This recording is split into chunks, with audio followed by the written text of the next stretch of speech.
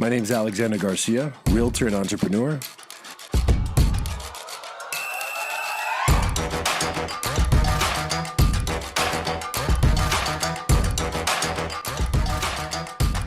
My name is Carlos Gonzalez, and I'm the Real Estate Amigo.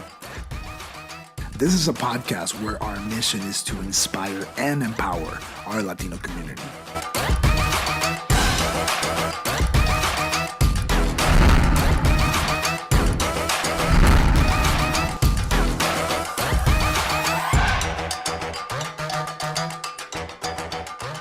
And welcome to Latino Talks. Hey, what's going on? What's going on, everyone? Welcome to Latino Talks. I am Carlos Gonzalez, the Real Estate Amigo, and I am here with my brother, Mr. Alex Garcia.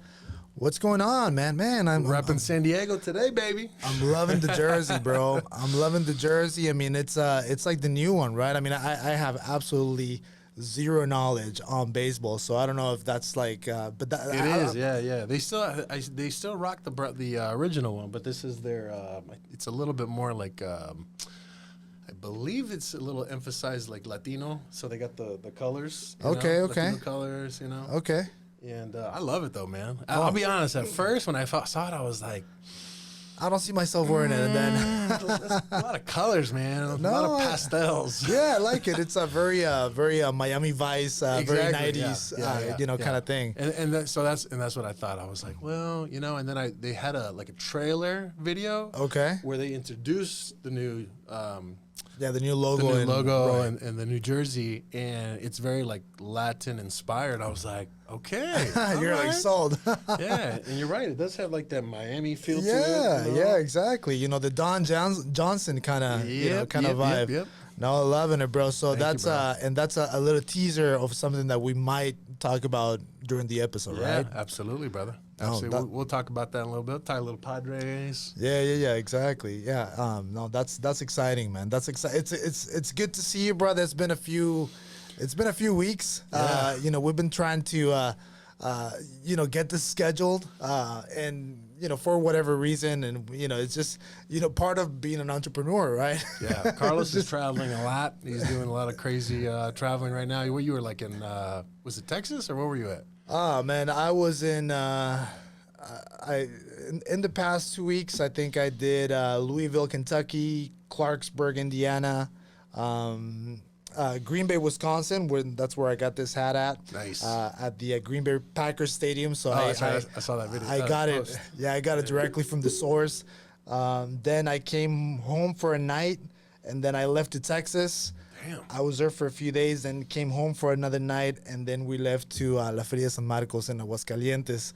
With the wife and... with the wife, the baby, the in-laws, my sister-in-law, and it was great, man. I mean, it's and it always, whenever I go back to Mexico, even though I'm not from Aguascalientes, but my wife's family is, I always come back with the full heart, bro. It's very fulfilling for me, especially to see a lot of people with Mexican roots going back, that they live in the United States, going back to visit their relatives, their family, to make sure that, they're still connected to their people over there. I mean, a piece of advice that I always give people is, we can all, we all dream of going to those, beautiful vacation places, that, the beaches and Tulum and Hawaii and all that.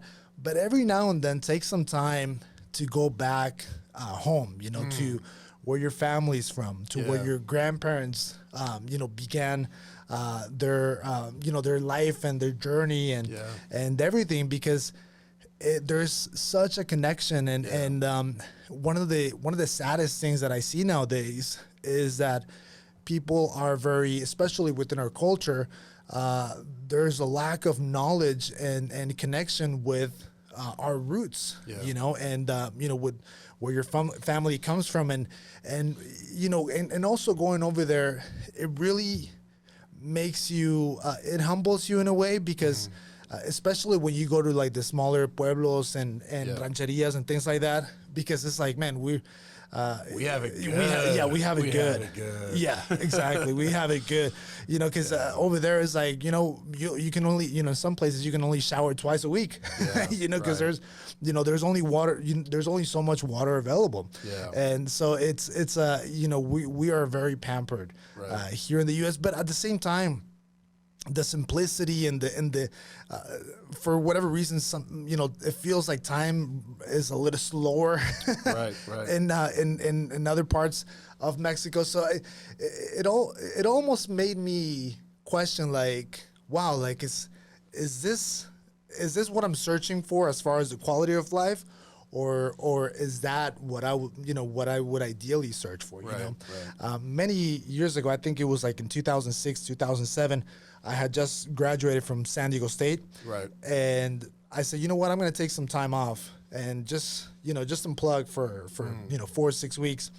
So I went down to Oaxaca and to the Sierras. You know, I had a buddy that he had he had a nonprofit.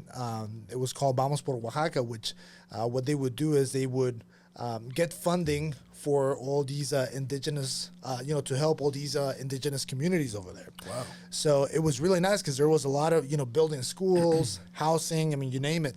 But when we got there, it was very easy to adapt to an environment that I was, completely unaware of. Right. And, even the food, I mean, because I changed nothing in my diet. There was absolutely no change. And within 4 weeks, I lost 15 pounds just because the quality of the food is better because it doesn't have, all those processed food, exactly, genetically modified crap. Exactly. Yeah. You probably don't have Jack in the Box in down the street.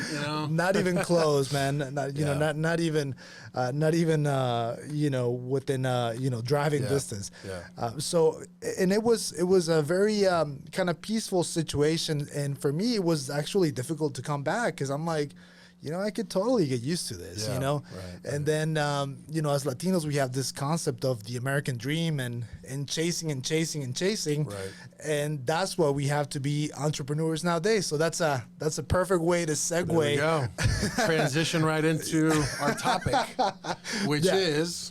Which is entrepreneurship. So we're going to be doing a series on entrepreneurship, but today we want to really start with the entrepreneurial mindset. Both Alex and I, as entrepreneurs, it's one of the biggest things that we see is that your mindset is really going to determine if you're going to make it as an entrepreneur or not. Just because it's such a hostile environment that, we really need to have that correct mindset in order for us to be successful and in order for us to keep pushing forward. So, today we're going to touch on a few points related to the entrepreneurial mindset. And in our, Alex and I, we always do these huddles. And we're like, before doing the podcast, and we're like, all right, what do we want to share? What do we want to talk about? And, in the huddle, we were discussing, that this is the perfect time to be an entrepreneur. We have such an overflow of information. You just go on YouTube. I mean, even if you want to be, you can be a mechanic nowadays just off of YouTube. You can build a house off of YouTube. I mean, there's so much information out there that's available to us, so that if we really want to be entrepreneurial about it, it's just a matter of lining up to whatever information we need so that we can be successful within whatever it is that we want to do. But with that overflow of information, we also have a lot of distractions, and this is something that Alex and I were talking about, both of us coming from the real estate arena, and we see that we see a lot that there's literally masterminds happening every single hour of the day, 9-10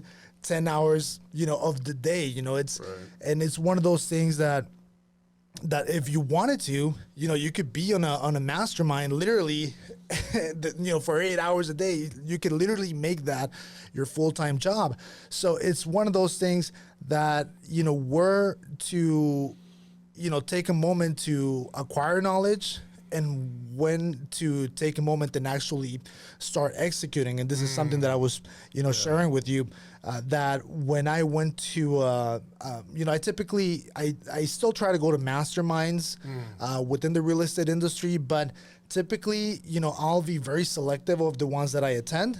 And from those, maybe one or two a year, I'll pick up, a few ideas that I want to run with. Right. And then, I'll put everything else on mute.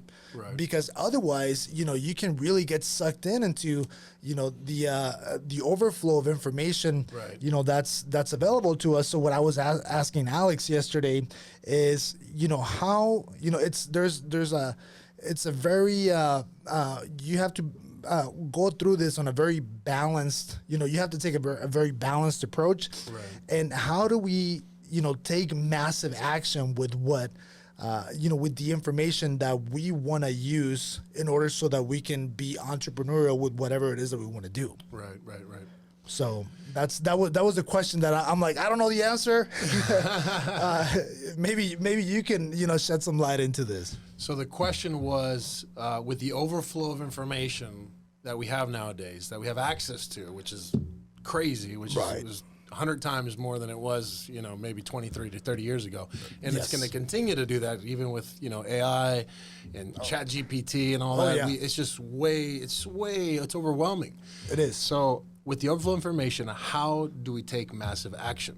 Right. And how do we kind of balance the balancing act between the two, And so my thoughts are, you're right. Like you said, there's so much information. There's videos, YouTube. I mean, you can even. Yes. I feel like colleges and universities are almost overrated nowadays, and people talk about. 100%. Billionaires talk about it. They're like, universities are a waste of time.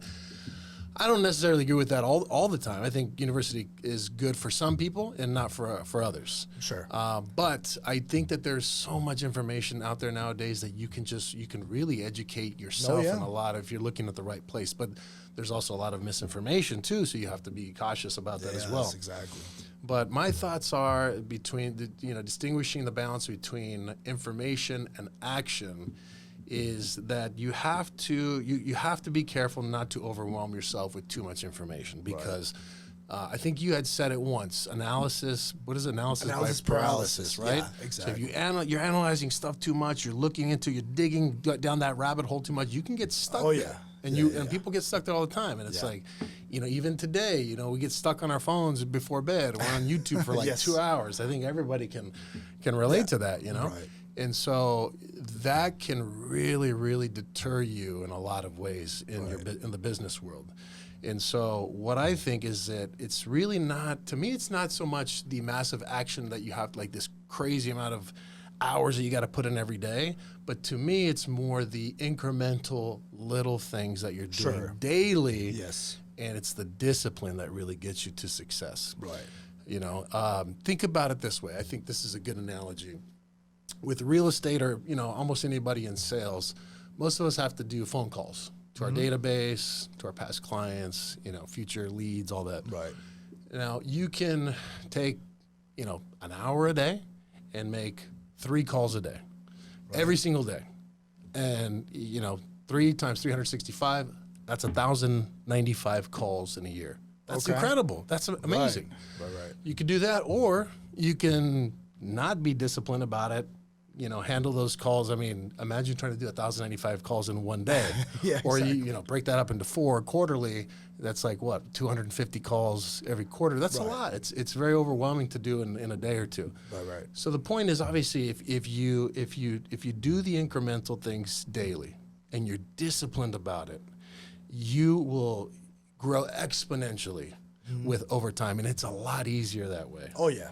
And so I think that, again, not prioritizing so much the classes and the retreats and, the seminars. Yes, those are good, like you said, happy every once in a hours. while. But if you are not working on your systems, if you're not implementing a CRM where you're building something behind the scenes, you're getting organized, then you're not scaling your business.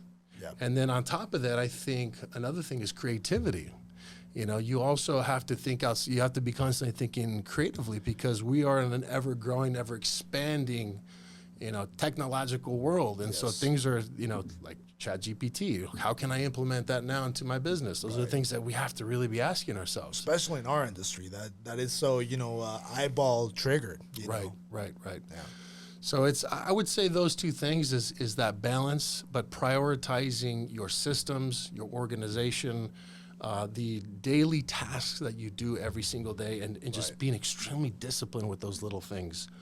And that to me is the massive action. It's not massive action in one day. It's massive action over a period of a year with very small, little, tiny tasks that you do every day that will get you to that goal. Right. Yeah, like exercising. They say that you should exercise at least 20, 30 minutes a day. Right. I think it's three times a week, 20 minutes every time. So yeah, it's like not much. Right, exactly. It's like if you go one day and you're like, well, I did, I did 90 minutes today, so I'm set for the week. Right. Yeah, I was talking to a buddy actually yesterday, and he was like, I was at the gym for 3 hours, and I'm like, okay. I said, but don't get burnt out. I mean, if it works for you, cool. Right. But most of the time, from my experience, is that people get burnt out. If they're at the gym for 3 hours and they're trying to do it like every other day, they're gonna get burnt out over 2 weeks. So I'm like, hey, just do an hour and a half. Yeah. Do an hour and a half at the gym 3-4 times a week. That's not much. Knock it out, and you will just see so much more progress, so much more muscle growth, all that over time. Right. No, there's a great book by Darren Hardy. It's called, I think it's called the compounding effect. Yeah. Yeah. It almost sounded like I was going to say compound chicken. I thought you were going to say compa. I'm like, compa. You speaking Spanish now. The compound effect. So, and it specifically talks about that, how those very little things that you do over time, right?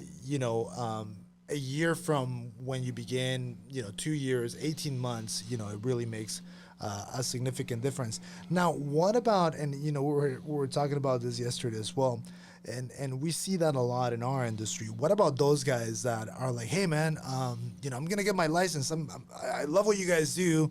I want to get into real estate as well, and I'm gonna get my license. And then, a year later, you run into them at Vaughn's, and you're like, hey man, I see that you're killing it in real estate. I'm gonna get my license. And a year later, same thing, and they just keep pushing it. So I also think it has to do with setting realistic expectations.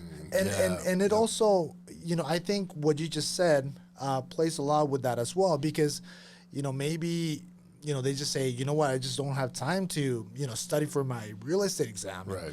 But again, going back to what you said, doing gradual, small things, maybe, studying for 20 minutes, 30 minutes a day, whatever, that'll get someone to the point where they can execute on that. So, right.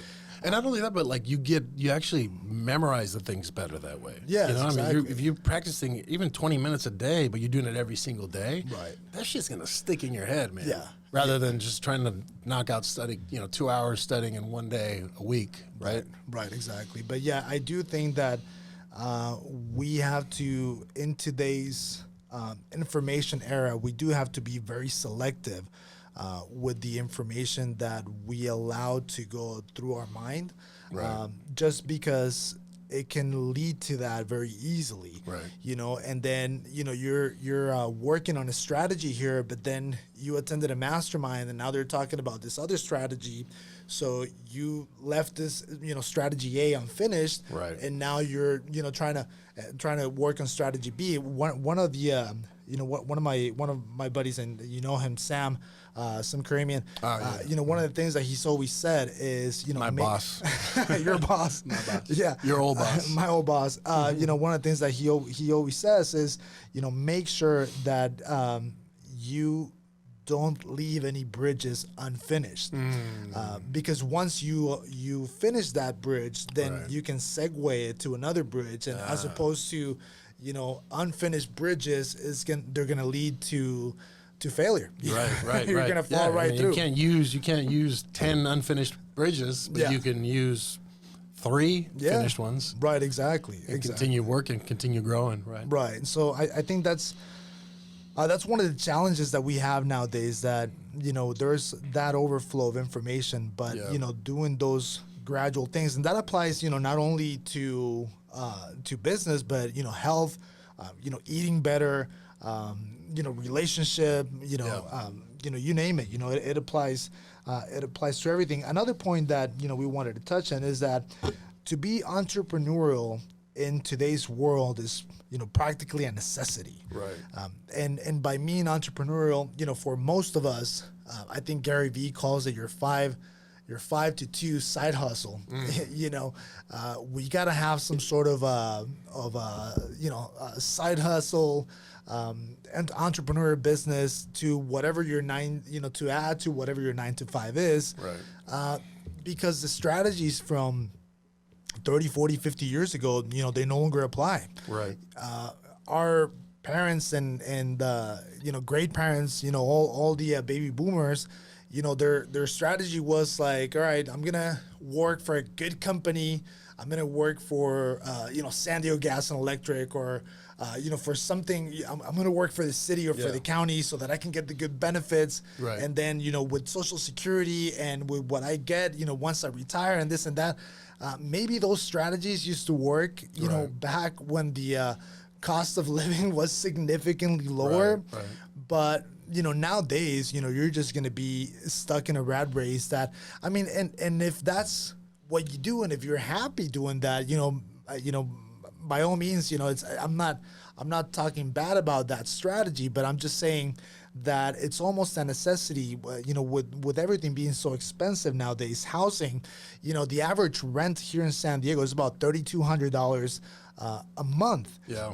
And if someone is making $60,000 a year, that's 100% of your salary. Right. That's gonna go into your rent. I mean, that is insane. I mean, 30, 40, 50 years ago, the housing cost used to represent about 25, 30% of what your actual income was. But now it literally, so if you have 2 incomes in a household, and let's say that one is making 80 and the other one's making 60, right.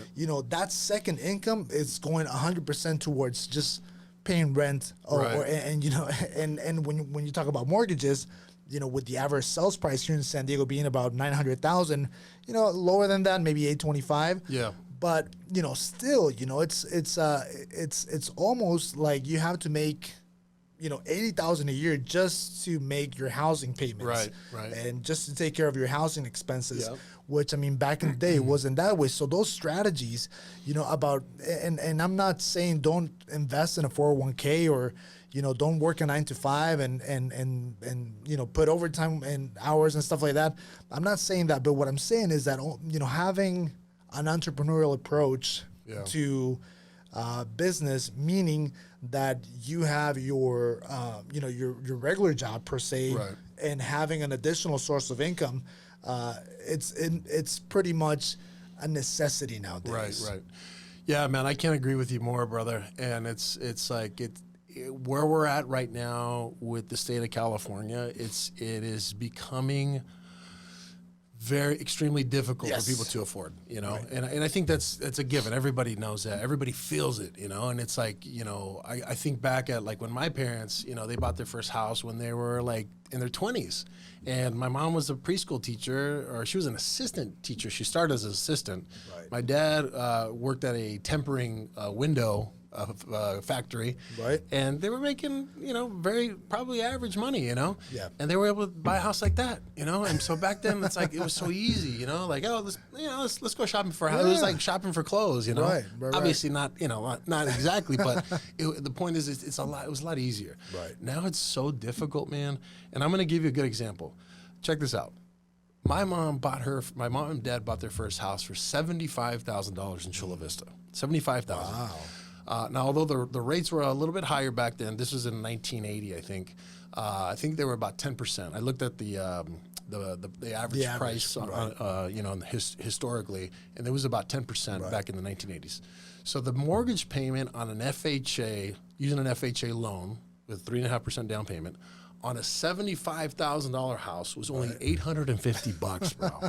And that's including everything. We're talking taxes, mortgage insurance, everything. That's awesome. Right.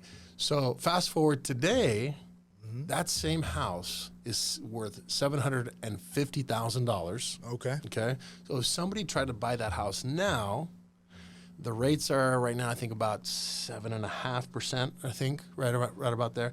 So 7.5% interest rate with 3.5% down, that same purchase for the same house now is $6,200, Holy bro. crap. So we're talking about $850 a month Yep. to $6,200. That's crazy. But check this out. So let's compare it fairly. So the average household income back in 1980 was only $20,000. Okay. Combined household income, 20,000, 1980. Now, today, actually last year, 2022, according to the census, it was $90,000 per household. Per household. Yes. Wow. And so that's between 20,000 and 90,000. That's 4.5 times what the income is today. So Right. It's 90,000, 4.5 times what 20,000 was. Now, if we look at the value of the property, 75,000, or I'm sorry, the mortgage payment. If we look at the Yes. mortgage payment of $850 a month compared to $6,200 a month, that's 7 times more. Right. So 4.5 times more. That's been the increase of household income. Mortgage payment has 7 times. Right. So you see the conflict there. It's becoming the average income is not catching up to the value of properties. Is my point. Yeah, that's It's too expensive. right. And so people, it really weeds out a lot of people who really just can't afford it. And that's why you see the mass exodus over the last couple of years, going to Texas, going to Arizona. You know, aside from the politics, of course, but it's becoming unaffordable for a lot. Yeah, it's one of those things where, you know, it's becoming unaffordable. If it's mom and dad household, or to significant other household, it's one of those things where they both have to work. Right. They both have to. It's funny because one of my buddies, he's like, yeah, my wife and I, we had the conversation because they have 4 kids, and he's like, if one of us works, if both of us work, and we have to send the kids to daycare because they're all, I think the oldest is like 4, so Right. So he's like, if we have to send the kids to daycare, then my entire paycheck is gonna go on that daycare cost. So I'm just gonna not work and Right. take care of the kids. So Right. we're living in a world where, having, kind of like, and growing up in Mexico, that's something that it was very common, that dad works and mom stays home with the Right. kid. Right. For us to see that nowadays, it's such a luxury. Yeah, it's nearly impossible. At least in like San Diego and most of California. Yes, exactly. You see that. I mean, you can have that lifestyle, but you're gonna have to go out to like the sticks. Yeah, you got to You go know? to Vegas. You got to go. You got to You go gotta live up on a mountain somewhere. Well, and like for example, one of my brothers just recently moved to Texas. Or you got to be making a lot of money. Or you which gotta- yeah. Some people can do. Right, And, exactly. hey, good for you. Yeah, power to you. And my brother just moved to Texas, and he's loving it, and they bought a big house and everything. And I was getting ready to head over there a week prior to me, because I was there last week, but I was gonna go the week prior. Yeah. And the night before, I got a notification on my phone, that it's like, hey, there's a tornado warning in Dallas. Oh, shoot. So in a lot of these places, like you said, this is maybe this is a very California kind of thing. Yeah. But at the same time, going to all these other places, going to places like, which I love, by the way, Green Bay, Wisconsin, very, very Main Street America, very, roll up your sleeves and let's get to work kind of thing. Yeah. But, the weather is so extreme over there. I talked to a buddy of mine that he's from there. And prior to me going, I'm like, hey, Matt, I'm looking on my weather app, and it says that today it's 40, but tomorrow is 70. And he's like, yeah, that's how it is over here, man. 40, 50, 30. Yeah, That's a a 30 degree difference. Jump. Yeah. Wow, that's crazy. Yeah, and he's like, yeah, the weather fluctuates a lot, So in order for you to be in a situation where you can have, your dollar can be worth a little bit more, Right. You go to all these other places, and it's it's You got to get uncomfortable. Yeah, Gotta exactly. get uncomfortable, man. It's not San Diego, or you go across. It's one of my cousins was telling me he lives in TJ, he lives in Tijuana, and he tells me, hey man, I see, more and every time that I go to the grocery store, I see more and more people from the U.S., Caucasians, just at the grocery store Right, in the middle of Tijuana, Right. Because it's getting to that point. Yeah. So it's definitely one of those things where being entrepreneurial is pretty much a necessity, and we talked about it not only on the financial side, but also on the business side, meaning that and this happened to me about a year ago or 2 years ago, I've done real estate full-time my entire life. Right. And Even when he was 5. even when I was 5, yes. I don't know why I turned to the clock. Wait, does that mean that we have 13 minutes left? Anyway, I'm just looking at the clock, and I thought It's going by fast. It's going by really fast. We got time. We got time, brother. But I've been doing real estate my entire life, and it was in 2018, early in 2018, when things started going really south for me in my business. Deals getting canceled one after another, and it was very overwhelming because a lot of people were having a really great year, and I was having the worst year of my life, to the point that an opportunity arose, and one of my uncles, the company that he was working for, he's like, hey, my company had, I know that I see that you're hurting. My company hasn't hired in like 10 years, but they were opening a position. Are you interested? And this was AT&T, corporate. Right. And I'm like, yes, I'm interested, and it's not so much like, what I'm referring to is not so much his company, but it was his particular department that hadn't hired in like 10 years. So I took that position, but, I was still, practicing real estate and after work. And one day, without getting too into politics, but one day, I get a call and they're like, hey, you know what? We're shutting down the San Diego office. So if you want to, you can either move to somewhere in the LA area, or that's it, or that's the end of the road. Right. And because I had, because of my entrepreneurial background, and because I was still doing real estate, practically, I was working 40 hours here, and then I was doing, 40 hours real estate a week. I was doing 80 hours a week pretty much. Because I still had that, it allowed me to fall back on my real estate side so that I could say, you know what, I'm staying here. I'm going to continue pursuing what I was doing before full time. Right. And it allowed me to jump back into the industry full throttle. Gotcha. Because I was, being entrepreneurial about it. Right. And this happens all the time. It recently happened to someone very close to me that, he had been working, at a company for like 25 years. Yeah. And, he took a few vacation days, and when he was getting ready to come back, after 4 or 5 vacation days, they're like, you know what, don't come back because we're actually closing the entire company. Right. And it has to do with government projects and stuff like Got that. it. We're closing the entire company, so that's it. Right. So, and it happens a lot. So there's a lot of, it sounds like there's obviously a lot of uncertainty as an employer, as an employee. Employee, yes. Because like you said, companies downsize, companies go under. Right. People, you're can be easily replaceable sometimes. Easily. And with entrepreneurship, opening up your own business, you have full control. Exactly. You have that, and of course, it does come with risks. I was thinking about, the next subject C, that you noted here on our outline. We were created to create, and being entrepreneurial is creativity in motion. And I think, it goes back as far as like when you open up a business, when you open up your own business, you can choose. A lot of people get stuck on where to start, right? Right. And so most people go with, I think what you were telling me earlier, what you're passionate about, right?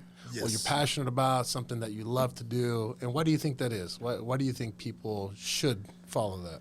Well, one of the reasons why I think people should gravitate towards what they're passionate about is because it's going to be I mean, you're going to, there's such a learning curve, and there's so much failure that you're going to face from the get-go, that getting involved in something that you're passionate about is going to allow you to keep pushing forward easier, as if it was something that you just don't feel, connected to at all, or that you feel a significant disconnect. That because when you're passionate about what it is that you're doing, you know that you're planting the seed, even though you're not seeing the results. It's fun. It's exciting. And you know what, that definitely resonates with me. Because you know that I opened up my I have a postal store. It's kind of like a UPS store, like a postal annex, back in 2008. And I remember that was right after the real estate market crashed. I had a little extra money saved up, and then I also I know I needed a lot more money, but I had just closed a real estate deal with a client. They made like $500,000. And I said, this would be a great opportunity to maybe pitch a business idea, since real estate sucks right now. The market crashed. I'm not going to be making any money probably for, good money for a couple of years. And so I said, I'm going to pitch a business idea to him. But then I stopped and I said, okay, well, what kind of business do I want to do? What kind of business do I want to do? What kind of business do I want to pitch? And so my mind is just racing with ideas. And I'm like, I knew that this client was open to it, because he had already asked, like, hey, I'm ready to retire. I need to invest some money into it. What do you think? Gotcha. And so my first initial thought was something that would be fun. A club. Something that I would be passionate about, or something like that. Of course, yeah, when you're 26, which I was at the time, I actually was thinking a paintball park. I was like, man, that would be so fun. Like, I would be there all the time. I know a lot of people that would want to go. All my friends would come and stuff. And so I'm thinking, all the fun stuff. So I do agree with you. I think that people should follow stuff that they're passionate about, that they're excited about. For me, though, in this case, I decided to decline that, and only because I had some experience with the postal store business. Okay. My father opened up one, with his sister. When I was a kid, I was probably like 12 or 13. And so I worked there my youth, a little bit of middle school and high school. And so I knew the ins and outs of the business. So that day when I was thinking, I'm like, well, I could go the fun route. That I'm passionate about. It's going to be exciting. Or I can go something that I'm already experienced with. And the chances of it being a success are probably much higher, much, much higher. And so that's what I decided to do. And that really paid off, because when I sat down with him, he agreed to it. We invested the money. We opened the business. Boom! Within like 6 months, we were open. And I decided to work there the first year because, one, I was excited. Two, I knew that we couldn't afford to hire an employee. So I was like, that's fine. I'll work there, but the first year, I know I'm gonna just like put my heart and soul and sweat and blood and tears into it. So let me do it. Let me handle it. And it was a lot of work, man. It was a crap load of work. I was working probably more than 8 hours, considering the time that I was at home, planning stuff, organizing things, ordering supplies, all that. And so I guess the point I'm trying to make too is that, yes, you should follow passion, but I do think that if you have experience in something, a significant amount of experience, I think that does top or prioritize passion, I think. Oh, yes. And that's just from my experience. Maybe other people have different stories. I think that, but see, if you don't have the experience and you're just, blank slate, starting from scratch, then yes, then you should go the passion route, So thank you, Trevor. Oh, so that's my store right there. Nice. Yeah, we got the letter signage here. UPS, we're authorized UPS, FedEx. It's all in Spanish. Copias, fax, correo, apartados, postales. So it's in Spanish because we are located in San Diego, but the majority of our customer base is from Tijuana, Mexico. Yeah, because it's like in the Otay area. It's in the Otay area, yeah. Right. And so there's a pretty huge demand for that. But we opened that up back in 2008. 15-year anniversary. Nice. Last month. Nice. No, 2 months ago actually. So it's been a blessing, man. It's been a blessing, man. But this has given me a lot of the freedom that I have today. Right. And I would have never imagined having that. I you know, when I was 26, the biggest motivation was I wanted to actually shoot to Hollywood and be an actor, bro, because I love theater. I was in theater all throughout high school. Bro, how come we haven't talked about this? Man? So yeah, I was like a theater nerd, man. No way, man. But I loved it. I enjoyed being on stage. I loved acting. It was fun to me.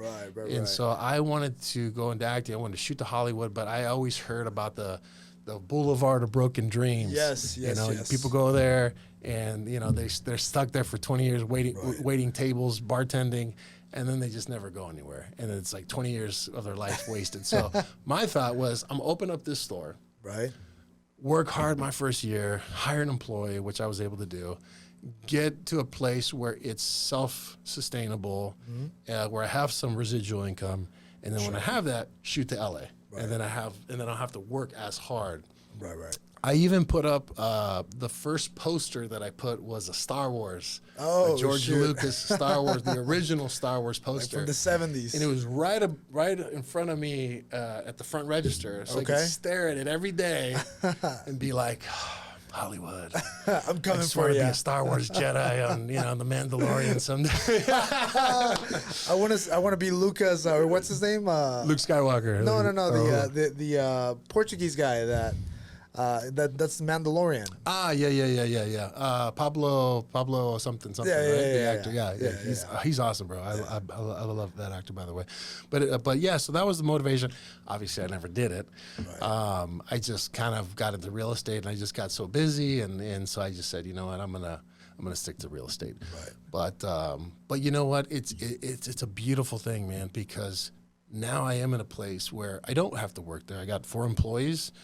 4 or 5 employees. It's self-sustainable. It runs on itself.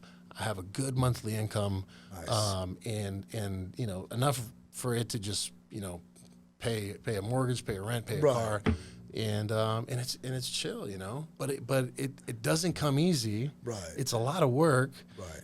Even the Bureau of Labor, I think it's Labor Statistics, BLS. If you look at their website, a lot of people know these stats, but within the first 2 years, I think it's 20% of businesses fail.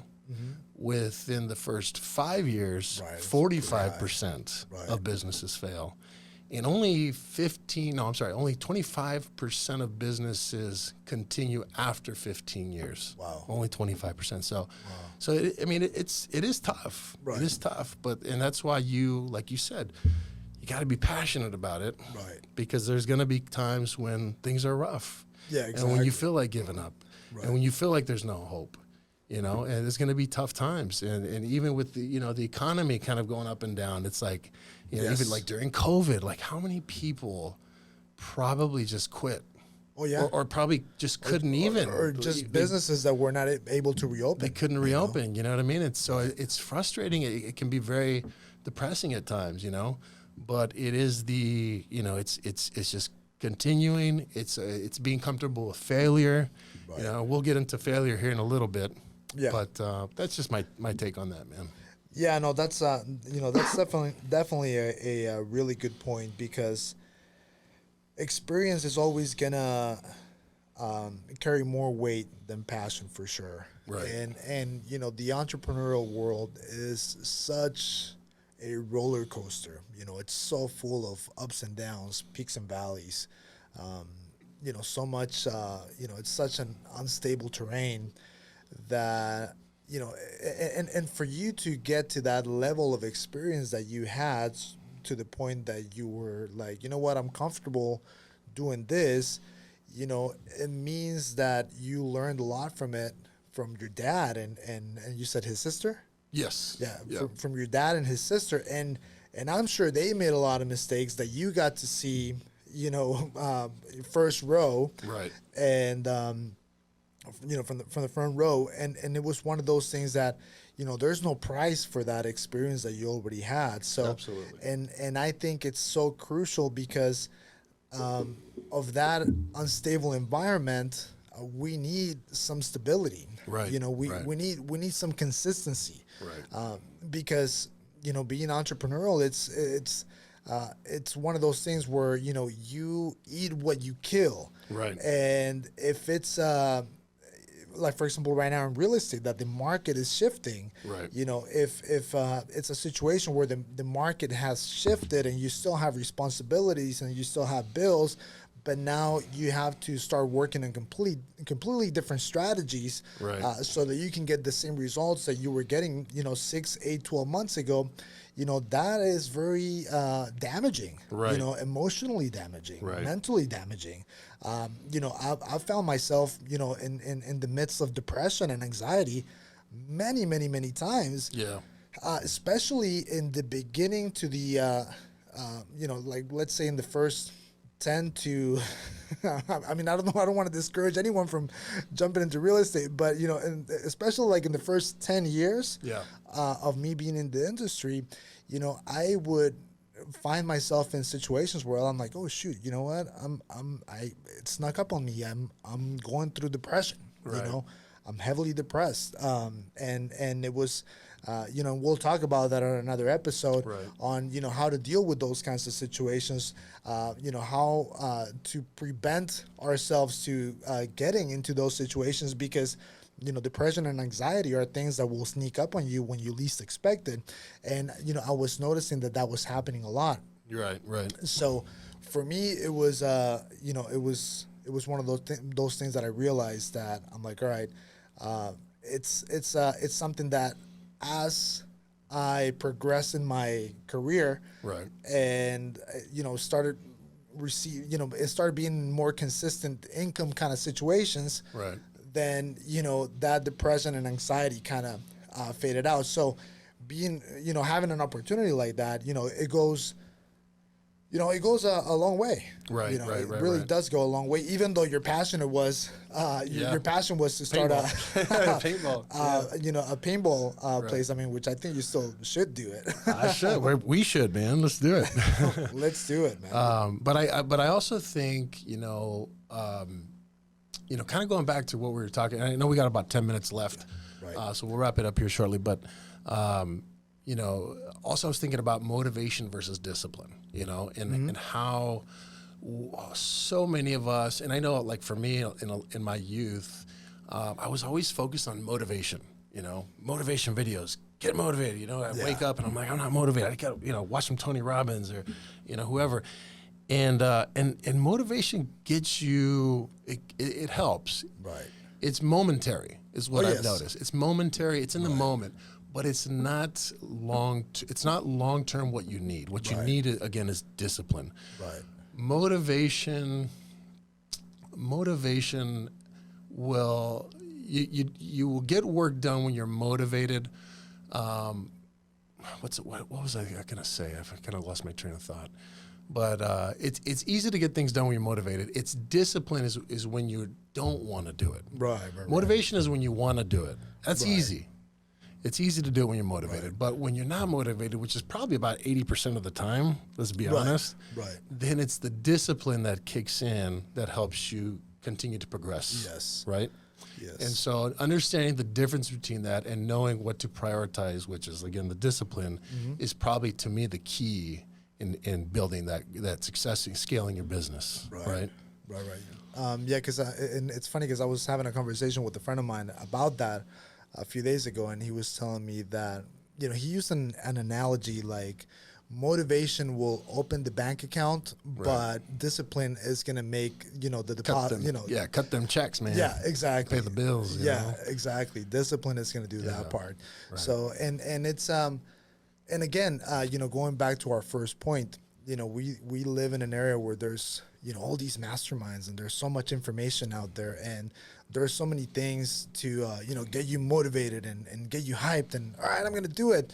Because yes, at the end of the day, the goal is to take action. Right. But, you know, going back to, you know, when we began this episode, but making those little things on a daily basis. Right. You know, every little thing. Yep. You know, they even say, you know, an apple a day keeps the doctor away. Yes. But if you eat 7 apples in one day, you know, it's not gonna do you any good. Right. You're probably gonna get like a sugar overload. Sugar rush. Yeah. You know, I reminded of Denzel Washington, man. I think he says it best.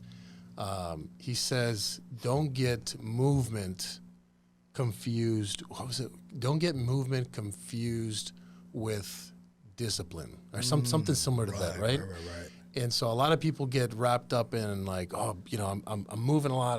I'm doing stuff. Busy. I'm keeping myself busy. But that doesn't necessarily always get you to your goal, right? It's the discipline that gets you there. So don't confuse the two, movement and actual discipline. Right. And the discipline to say, you know what, I'm going to put the blinders on and I'm going to stick to this. You know, I'm going to stick to these, they say, I'm trying to remember who said it, but they say that life is a whirlwind, you know, and it's constant movement. Right. So that we have to focus on two projects at the most. Right. Anything more than that, it's just starts, like when they're at the circus, Juggling. yes. So definitely. That's also part of being disciplined. Right. And touching on that third point, that we were created to create, I'm a big Erwin McManus fan, and he I never heard of him.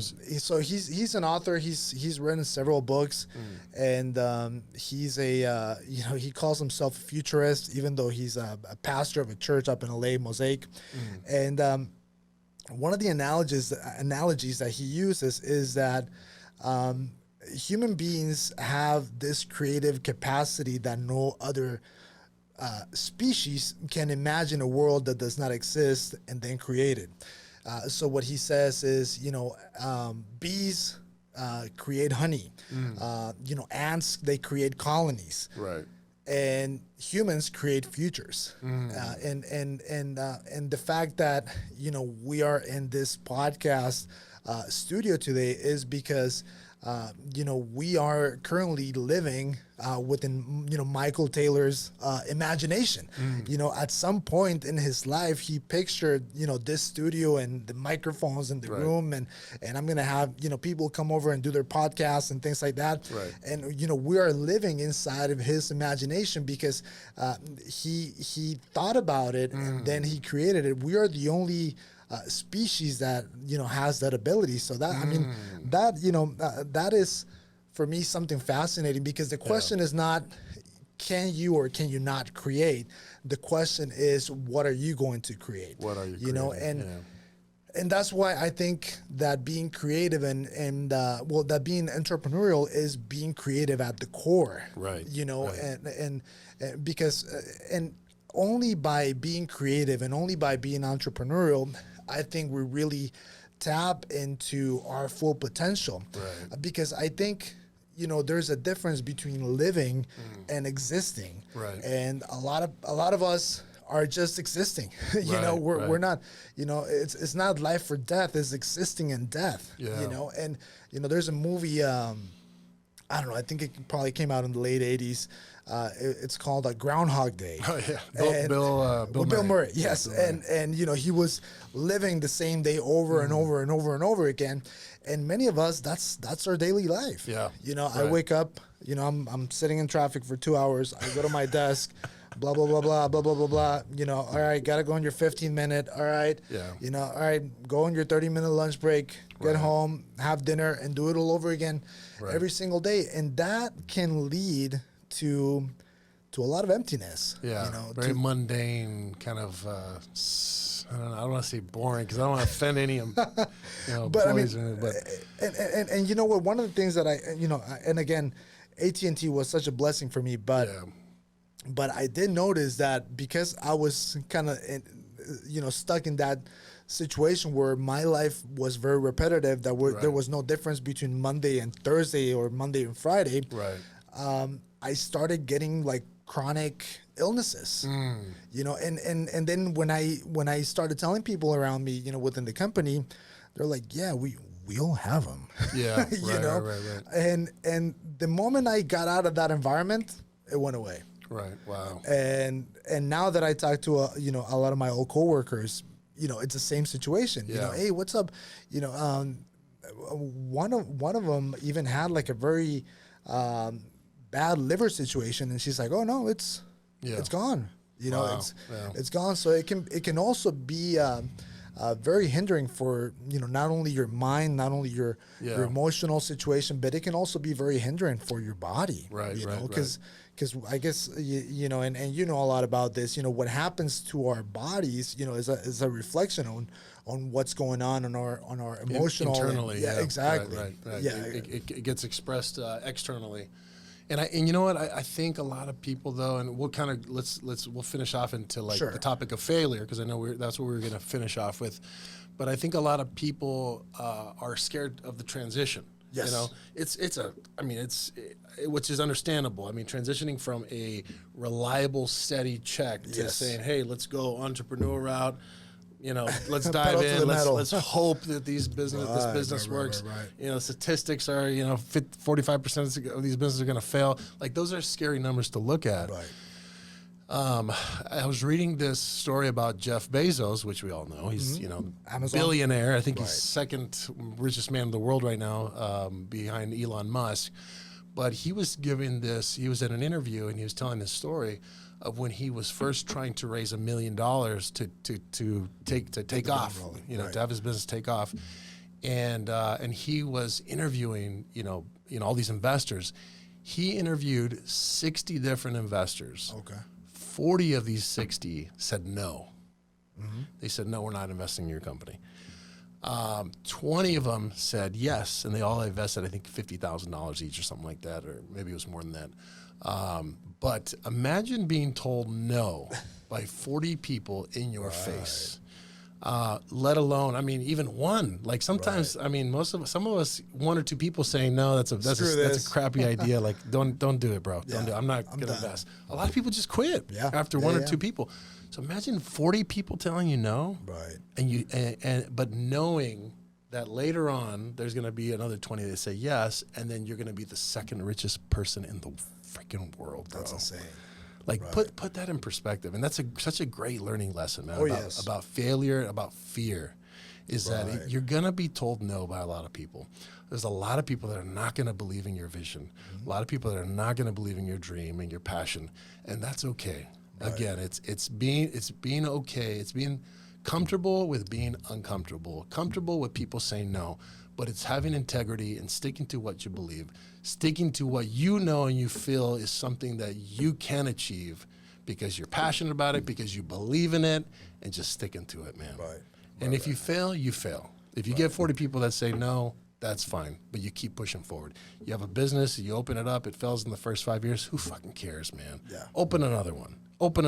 Keep going until something hits. Yeah, because exactly. I do believe that something will hit, because you're learning every single time. You're learning, you're changing, you're adapting. Right. So I think that's kind of my take on failure. What are your thoughts? In closing, I think Les Brown, one of the greatest motivators out there. His words come to mind. He always says, stay hungry and make no your vitamin. That's gonna, keep you, that keeps you moving forward. Yeah. And with that, it's been a great episode, brother. I think we still have a few more things to talk about within the entrepreneurial mindset. So we'll touch on more. We got more for you, baby. We got more for you guys. We're just scraping the surface. Exactly. We're just getting our feet wet. That's right. But always a pleasure, my brother. Any closing thoughts? That's it, man. That's what we got for now. We'll continue on for the next episode. Hope you guys enjoyed it. Yes, and go Padres. So we didn't touch on the Padres thing. So we'll yeah. So real quick, I was in Mexico City watching them. It was the biggest slugfest. I think there was highest scoring game that I've ever been to. 16-11. Wow. The game was played in Mexico City. Tony Gwynn Jr. was there. Okay. Signing autographs. There it is. That right there. Check that out. And I got a picture that I'm going to show you guys here shortly. But I got to meet him. He was signing autographs. He was so cool, man. He was signing autographs for like an hour, just signing, people. But I was like in a crowd of like 50 people, kind of like weave my way in there. And I didn't have a hat or anything, so I'm like, screw it, man. Do the shirt. Even though this is a Machado jersey. Gotcha. I don't know if Trevor has that picture or not. If you do, Oh wait, not that one. No, that was me getting arrested by the police in Mexico. No, this is actually another story, man. This is funny. So I posted this, but it was a joke. I saw the police officer in Mexico City. I'm like, can you please, look at the just guy's arrest face. me? He's like, I don't know, man. You're kind of big. I'm like, that's fine. Just do it. Just do it for the gram, baby. So I posted this, and within 5 minutes, my mom is blowing me up. What's going on? She's like, mijo, what's going on? You got arrested. coming over. What do I need to do? What's going on? What did you do, mijo? Right. And I'm like, Mom's just a joke. Just a joke. Yeah. But the real picture, let's get the real picture of Tony Gwynn Jr. here. There it is. That's my little kid face. I'm like a kid at a candy park or candy store right there, man. But he was super cool. He's got the same voice Tony Gwynn does. That's too, his bro. dad. That's Same, crazy. Yeah. That's crazy. DNA. Really cool guy, man. Super cool. So, anyways, we'll wap it up with that, guys. Go Nice. Padres. Go Padres. Let's go, baby. Happy Mexican Mother's Day tomorrow. That's right. And our love to all the mamas out there. That's right. We love you. See you guys next time. God bless.